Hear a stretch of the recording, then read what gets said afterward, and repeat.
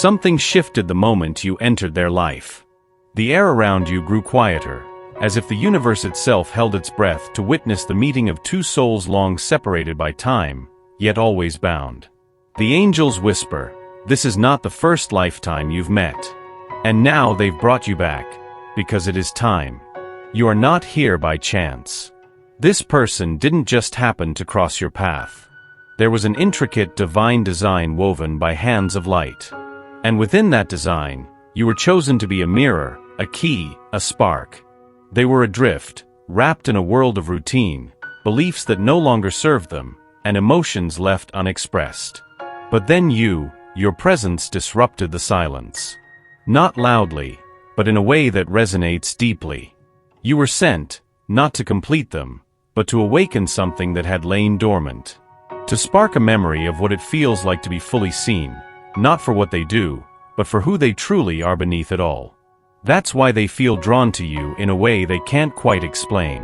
Why, even when they pull away, they still feel an undeniable pull back towards you. The angels say, your soul carries a frequency that their heart remembers. That is why they feel safe near you, even while fearing that safety. Because love like this asks for everything. It asks for surrender. And you, dear soul, are not just a fleeting presence in their story. You are the chapter that alters the narrative. So if you've wondered why this connection feels both beautiful and unattainable, it is because divine assignments rarely come wrapped in ease. They come wrapped in purpose. And this person, this soul, is your spiritual mission disguised as longing. Let this truth settle gently in your heart. You were placed in their life by God, not to chase, not to fix, but to embody a love so complete, it reminds them of who they are when they've forgotten. As it is written, and we know that in all things God works for the good of those who love Him, who have been called according to His purpose. Romans 8 verse 28. This person carries storms behind their eyes. Not the kind that shout, but the kind that sit in silence, heavy with all they've never said. What they feel for you is not the problem. It's the intensity. The way your presence dismantles their armor without asking for permission. The way your light spills into the corners they've kept locked for years. The angels reveal, this soul has loved before, but never like this. Never in a way that made them feel so exposed, so unraveled. They've been taught to be strong by building walls, not bridges.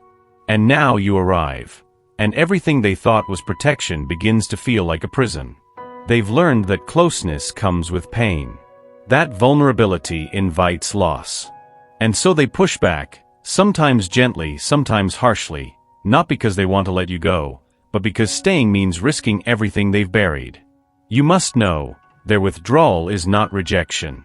It is fear, ancient and unspoken. A fear of being known and still unloved.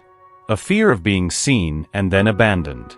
The angels say, they are not running from you. They are running from their own reflection in your love. And perhaps you've noticed, their eyes linger when they think you're not watching. Their words stop just before they say what they really mean. Their presence hovers like they want to stay, but don't know how. You are the interruption. The holy disruption to a cycle of emotional numbness. You are the one who makes them feel again, so deeply it terrifies them. So when they grow distant, don't assume it means they care less. Sometimes, it means they care too much to trust themselves with it. No, this is not about you not being enough. It's about you being so much that they question if they're capable of holding it. And yet, their soul keeps returning to you. Because no matter how high the walls are, love has a way of breaking through. The angels remind you, there is nothing wrong with the love you give. And there is nothing broken in you that needs fixing in order to be worthy of it being returned. You are simply dealing with a heart that was taught to survive, not to open. But even stone remembers the sound of rain. You've poured love into every space they left empty. Whispered prayers into the silence they never explained. Held the weight of what was never yours to carry, because you hoped love could be enough to heal what was broken in them. But the angels kneel beside you now and speak softly. You were not sent to disappear in their healing. You were sent to remain whole while holding light. Yes, you feel deeply. Yes, Your heart loves with a kind of softness that's rare. But that does not mean you are meant to become invisible in someone else's transformation. This love is sacred, but not if it requires you to abandon yourself. There's a part of you that still waits for them to fully choose you, to finally say what their soul has been whispering. And while that day may come, the angels ask you gently, have you chosen yourself first? When was the last time you gave to yourself what you so freely offer them? The angels remind you, your worth is not measured by how much you endure for someone else. It is felt in how tenderly you hold your own heart when the world forgets. Let today be the beginning of your return. To your body. To your peace. To the quiet strength of simply being. You don't have to chase anything that is real. You don't have to shrink so someone else can feel bigger. You don't have to wait to feel wanted. You are already wanted by heaven. They see your light. The way it flickers, even when you feel tired. The way you still believe, even when nothing around you makes sense. That is divine. That is enough. You were never meant to be the sacrifice. You are the flame. And this person, if they are truly meant to be, will rise to meet your fire, not watch it burn alone. The angels say, let them come to your light. Do not dim your glow just to find them in the dark. Breathe. Rest. Nourish the sacred within you. Because the woman who loves herself fully is the one who teaches others how to love her in return. There's something about your presence that unsettles them, not in a painful way, but in a way that demands truth. You don't just light up a room. You illuminate what has been hidden. And that, dear soul, is why this person feels both drawn to you and disturbed. Because your love doesn't just flatter the surface, it reveals the soul. The angels speak clearly now, you are not the cause of their turmoil.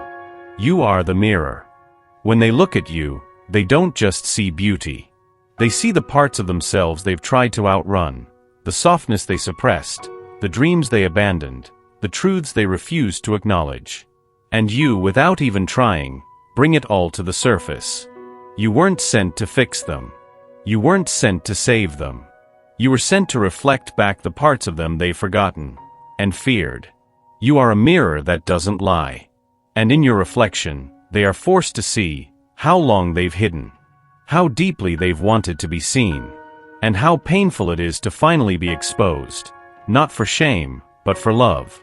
They may flinch, retreat, pretend they don't feel it. But the truth is, your gaze strips away the masks. They can't look at you without recognizing that they are meant for more, that they were made to love, to feel, to break and bloom again. And that scares them, because no one else has ever seen them the way you do. Not with judgment, but with grace. Not with demand, but with remembrance. The angels say, you are the soul that makes them want to come home to themselves. And that's the most terrifying, beautiful thing of all. You may feel like they are avoiding you, but in truth, they are avoiding themselves. Still, your light keeps shining. Not to burn, but to guide. Not to push, but to remind them that healing is possible. So don't dim. Don't doubt. Keep being the mirror. Because someday soon, they'll stop running, and look. There is a stirring inside them now. Subtle, but undeniable. The angels whisper, the seeds you didn't know you were planting are beginning to bloom. It started with small things. A hesitation in their voice when they spoke your name. A softness in their eyes that wasn't there before. A silence, not of distance, but of reverence. Something is waking. You've been so focused on their resistance that you may have missed the quiet shifts happening beneath the surface. But the angels see it. They notice the way this person lingers longer in thought. The way they replay your words in the stillness of night. They're remembering. Not just moments with you, but parts of themselves they forgot existed. The part that wanted to believe. The part that longed to love without fear. And you, without trying, have become the lighthouse. The place their soul turns to when the waves of uncertainty rise. This awakening is not loud. It doesn't come with grand gestures or confessions. It comes with the slow realization that something within them has changed, and it has everything to do with you. The angels say, they are beginning to feel the truth in ways they can no longer explain away. They may not call it love yet. They may not have the words for it. But their spirit knows. Their heart knows. And now, their mind is trying to catch up. They're rethinking old beliefs. Questioning what they thought love should be. Wondering why, of all people, it's you who stays on their mind like a hymn they can't stop humming. The transformation has begun. Not because you forced it, but because you stood in your truth and loved from your essence. This is the power of presence, of spiritual resonance, of divine timing. You are not waiting. You are witnessing. The bloom is slow, but inevitable. You've seen it before, the closeness, the retreat. The way they lean in, only to pull back as if burned by their own longing. It feels like a dance that never ends. One step forward, two steps back. And in the stillness between, your heart aches with the question, why do they keep running? The angels lower their wings beside you and speak gently. It is not rejection. It is rhythm. The rhythm of a soul learning how to receive love without fear. This person has never known safe love. Only conditional love. Love that demanded they be less to be accepted. Love that praised their strength but punished their softness. So now when they feel something real, something that asks nothing, yet offers everything, it confuses them, terrifies them. The cycles are not a sign of absence. They are a sign of struggle. They come close because your presence soothes. They pull away because your light exposes. They come back because your energy calms what no one else can reach. And even when they are gone, the bond pulses like a heartbeat beneath the distance. You are not imagining this. You are not chasing shadows. You are feeling the push and pull of someone learning to trust what they've never had before. The angels say, every return is an act of surrender, every departure an act of protection. And both are rooted in love. They are not trying to hurt you. They are trying to survive you. Because your love is too honest, too clear, too different from the games they've known. So, the cycle repeats. Until one day, it doesn't. Until their heart learns the steps. Until they stop fearing your love and start accepting its safety. This is not chaos. This is divine unraveling. And though it hurts, you're being asked to hold space. Not for the cycle, but for the healing it holds. Your steadiness is the anchor. Your patience, the prayer. And the angels are guiding it all, even when it feels like nothing is changing. Some things cannot be spoken. They are felt in the air between two souls. In the weight of a glance, in the hush of a held breath, in the way silence stretches but never breaks. That's how your love has reached them. Quietly, gently, without demand. And yet, it has healed more than they will ever confess. The angels reveal, your love is not loud, but it has undone years of emotional silence within them. There were wounds long buried. Places within them no one had touched, not even themselves. Until you came, not with answers, but with presence. And that was everything.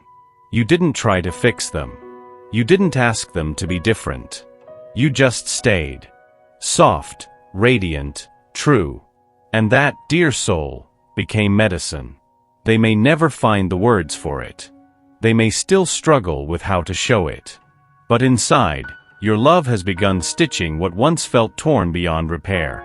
They are softer now. Not weaker, but more real. They find themselves remembering what tenderness feels like. What safety tastes like. Your laughter became a balm. Your silence, a sanctuary. Your faith in them, something they didn't even know they needed to believe in themselves. The angels say, this love was not sent to be dramatic. It was sent to be redemptive. It is not a love that begs. It is not a love that breaks. It is the kind that stays standing even when everything else falls away. And even when they act indifferent, even when they disappear into the noise of their own fears. The truth is, Your energy remains in them like a warmth they can't escape. They may try to live as if nothing changed. But their heart remembers. Their soul remembers. Because healing doesn't always look like gratitude. Sometimes, it looks like confusion. Sometimes, it looks like running from the very thing that soothes. Still, love works in silence. And yours has already begun its miracle. There is a time for everything, even for love. Especially for love. And though your heart aches to know when, the angels ask you now to listen not with your ears, but with your spirit. This story is not delayed. It is divinely timed. You have not been forgotten. You are not waiting in vain. What feels like stillness is actually alignment. Behind the veil of what you can see, there is movement. Souls shifting. Fears loosening. Hearts preparing. Because love like this, holy, transformative, rare, cannot be rushed. It must be revealed. This person was not sent to you as a placeholder. They were sent as a promise.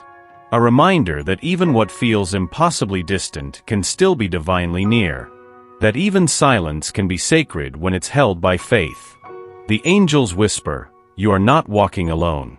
Every unanswered question has an answer already unfolding in heaven's timing. So if you feel tired, rest. If you feel uncertain, breathe. Because what's meant for you does not need to be chased. It arrives. It always arrives. And when it does, you will not have to force anything. This love, this connection, this journey, it is under divine choreography. And God does not misstep. The delays, the distance, the confusion, all are part of the preparation. You are both being prepared, not just to meet, but to merge. Not just to love, but to hold each other in truth. And when the time comes, it will be as if heaven itself opened. As the scriptures say, "For I know the plans I have for you, declares the Lord, plans to prosper you and not to harm you, plans to give you hope and a future." Jeremiah 29 verse 11. He carries 1,000 unsaid things in his silence. Not because he doesn't feel, but because he feels too deeply. There is a fear in him, old and raw, that if he opens the door to his heart fully, everything will change. And he's right. The angels often sit beside him, watching him cherish your memory like a fragile flame, too sacred to extinguish, too intense to hold on to for long. They whisper, "He wants to let you in," but the last time he opened that door, it nearly destroyed him. You see, his love is not casual. It is not polite. It is not safe. It's the kind of love that rewrites a life. And so, he hesitates. To him, vulnerability has always felt like a battlefield. Love has come wrapped in conditions and threats of abandonment. So when you appeared, pure, clear, steady, he didn't know what to do with it. He wanted to trust. He still wants to. But trust for him is not just a choice. It's a healing. And that healing is messy. He is learning that to love you means to be seen. Not the version he's polished, but the messy, aching, honest version he's hidden from the world. You don't scare him. What he sees in your eyes doesn't scare him. What terrifies him is what you might see in his. The angels say, there is more love in him than he knows how to show. Be still, for the tide is rising.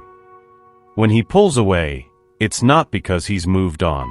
It's because he's at war with a version of himself that was told love meant sacrifice, that being open meant being left. But you've awakened something deeper. A longing to be held, not for who he should be, but for who he truly is. And though the walls are still up, cracks have begun to form. Your love didn't demand his vulnerability. It invited it. And the echo of that invitation still lingers in his spirit. He hears it. And one day soon, he will answer. There comes a moment in every soul's journey when surrender becomes the only path forward. Not because the heart has given up, but because it has finally understood that love is not something to force, only something to receive. You are standing at that moment now. The angels gather around you, wings curved like shelter, and whisper, let go not of love, but of the need to control its shape. This person may not arrive when you expect. They might not say what your heart longs to hear in the way you envisioned. But still, love exists. Still, the connection pulses with divine certainty. Acceptance does not mean settling. It means knowing that you've done your part, that your soul has shared its truth with grace. And now, it's time to trust what is beyond your control. Love does not ask for performance. It asks for presence. You have been present. You have been brave. You have loved without conditions. And for that, heaven sings over you. The angels say, "What is real cannot be lost. What is divine cannot be broken. What is meant to be will always find its way." So breathe. Unclench the part of your spirit still holding tight to timelines and outcomes. Let them rest. Let them be held by the hands of something greater. This story is not ending. It is unfolding. You are not being left behind. You are being prepared. Prepared for the moment when what is yours by soul right returns, not with confusion, but with clarity. Not with fear, but with devotion. The one who is meant for you will not need convincing. They will arrive not to complete you, but to walk beside you in full recognition. Because the kind of love you carry is not common.